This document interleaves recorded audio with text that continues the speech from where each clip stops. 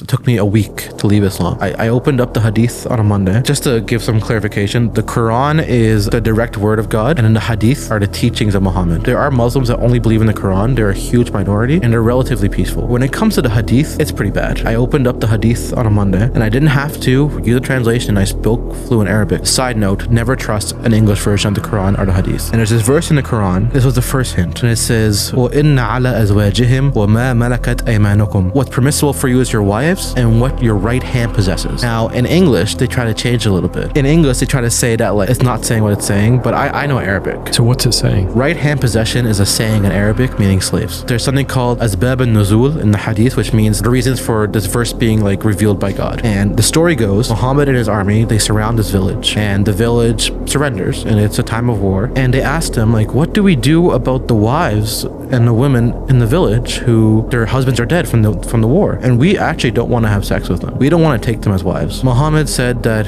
it is permissible to take them as wives against their will. And as soon as I read that, I knew what I was going to say because I know the saying. But as soon as I read the clarification of the verse, I was like,